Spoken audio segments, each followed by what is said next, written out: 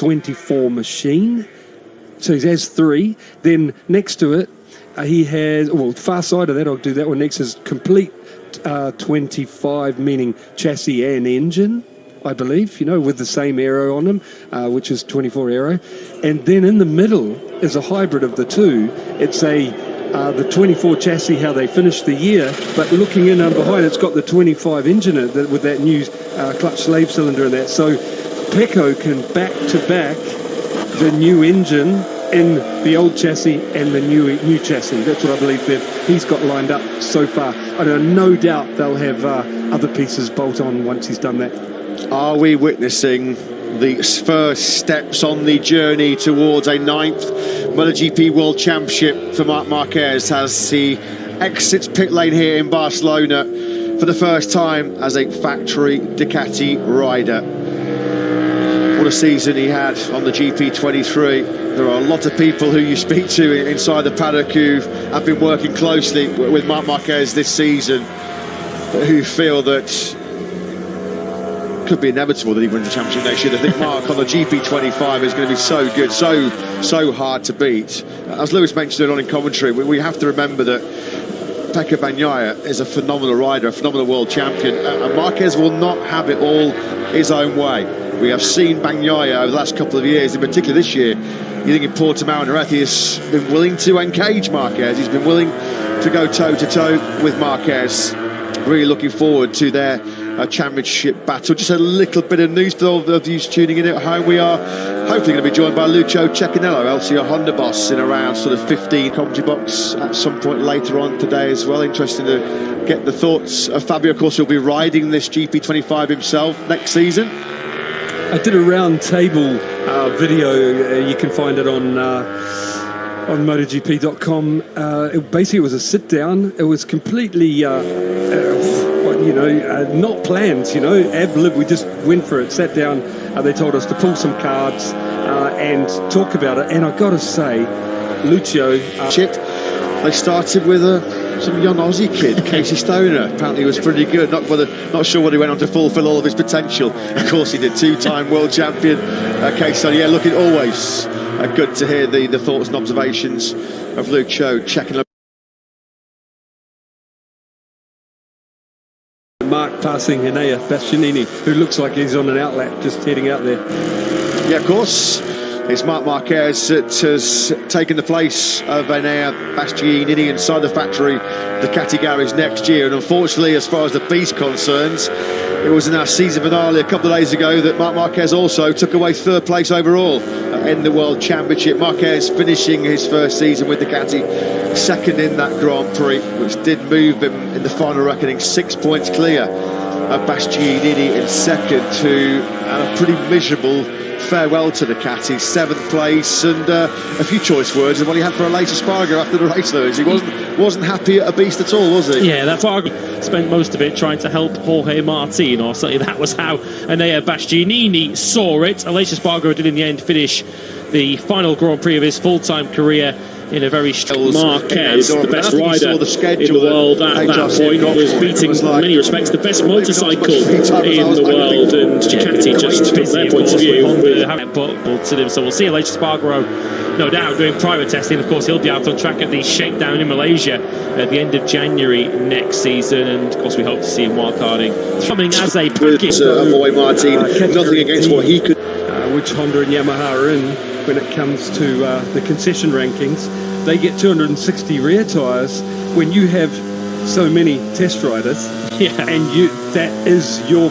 And I was thinking about it, there's no reason why he can't ride the hybrid as well. I imagine once he's done that, he might get to ride the hybrid one that Pecco's the 3rd bike. That's kind of...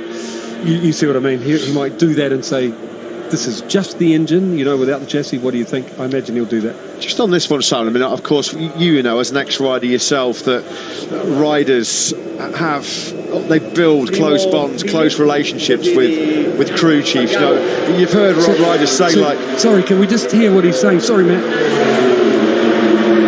If we can. Opportunity to chat to Fabiano on the start of 2025. It's a question everybody at home wants to know, Fabiano. What was Jorge Martin's first reaction to the RSGP? Let me say that is a good starting for sure, because the feeling of the rider, obviously, the first contact point between the bike and the rider is important to understand the difference in terms of feeling. That is an important part.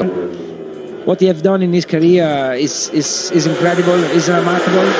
And what, honestly, it's remarkable to me is that until the very last race, he was kept pushing. And this is something, you know, sometimes not common, because many times it happened that you are at the end of your career, and then you start to think, why shall I take so much risk?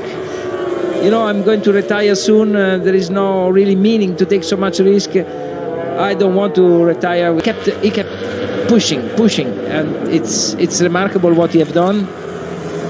Absolutely, I think that a lot of he can be the right guy to support and to help Honda to keep going on and further develop the bike, definitely.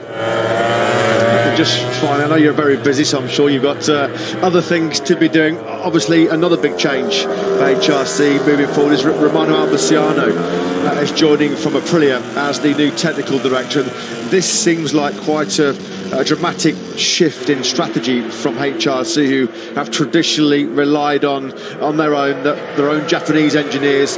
This is a new approach, an Italian input. So do you think this is, again, another clear sign, Honda taking Romano Albiciano of how keen they are to try in a direction where best people with the best experience on the field, with specific experience on developing MotoGP machines. You know, Honda have, of course, very good engineers, but let's say that logistically, the fact that the MotoGP is also a lot of about racing in Europe, not necessarily Japan is the right hub to develop the best MotoGP machine. So they understood, and then Romano will be part of the group leader to plan the motorbike development, and I'm very delighted and very happy. Lucio, as always, many thanks. Joe Ram at the first ever Thai rider in Moto2. We are hoping to be bringing in Thomas Spargaro, former Moto2 World Champion, current KTM, testing start into the box at around 12:30 p.m. local time, so make sure you're still on the sofa for that one. I enjoyed the story from Lucio there of Sumkat Chantra's first words after he came in after his opening run in MotoGP. Very entertaining, and I don't think any of us are remotely surprised that was Sumkat Chantra's reaction after testing a MotoGP bike for the first time. Yeah, absolutely brilliant. That is the general reaction, is that the first time that a rider gets to experience some of these MotoGP bikes now, they're churning out, what, 300 horsepower. It's not just the power, it's the power to weight ratio, the different mapping buttons that you have access to, the carbon brakes as well. That's a huge difference. I remember Pedro Acosta when he made his debut in Valencia last year. He came. He said himself he almost needed to take a step back at one point and appreciate that sometimes finishing 4th or 5th might be a good result rather than chasing podiums, chasing wins. Can you understand that? Of course, you were a rookie in MotoGP once, and of course, you come into the class and you just want to do the best you can rather than thinking about the result. Can you understand him to take that quantum leap forward in his... Maybe in Jerez, when we were to start these European races, maybe he could start to just say hello to the top guys, top 5. Yeah. But wow, he did much earlier than that. Podium in his second race. Podium, yeah, he was there already straight away. The first guy he ever overtook in MotoGP was Marc Márquez in Qatar, wasn't it? and we have to say that to understand Yamahas now, there is 8 Ducatis on track. It means that, and the Ducati were performing very good. So it means that what he did, if we put that on perspective, it's amazing. It's really good, really good. What about Brad in the other side of the garage? Of course, another strong season for Brad. He finished 5th in the World Championship, 2nd year in a row. He's been the top non-Ducati in the World Championship, but not quite as close to the Ducatis as he was last season. Now, obviously, not all of that is down to Brad, but qualifying in particular, we've seen Brad struggle to get into the top 10. He's had a lot of Saturdays where he started in qualifying 1. What in particular do you think has been the source of some of his problems this year?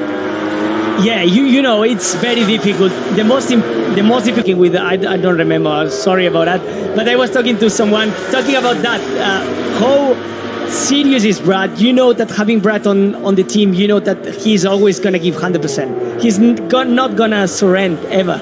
And this is something that is amazing because he showed it. During the year, for sure, was not the best year with the best podiums. Also, we need to recognize that we, KTM, were not in the level to perform as we wish. But he was keeping pushing, and he was fighting for the top 5 in the championship, which is amazing.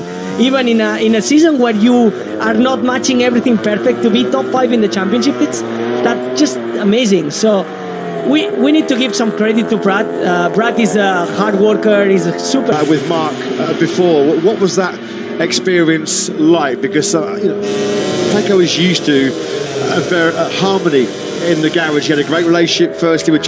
Well, I think, what was it, your best result this year? 10th in San Marino. Yeah. You've still got it, mate, haven't you? Yeah. Still got it. Still enjoy it, yeah. Still enjoy it. But obviously, Aleix, it's going to be a completely new journey, a new chapter for him this year. I mean, did you talk a lot about it, sort of preparing him for what to expect? I mean, I know he's still going to be very busy working for HRC, but how do you think Aleix is going to adjust to what's going to be a very, very different lifestyle?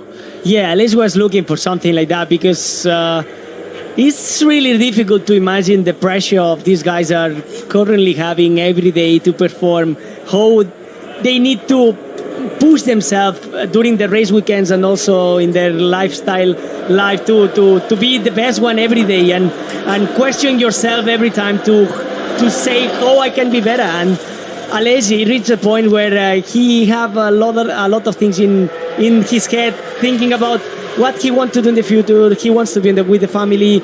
Also, he likes a lot bicycle. He wants to do something related to that before he gets too old. And too old is when you get to my age. Don't worry about that. I'm not saying that, man. No, but sure, Aleix wants to do something different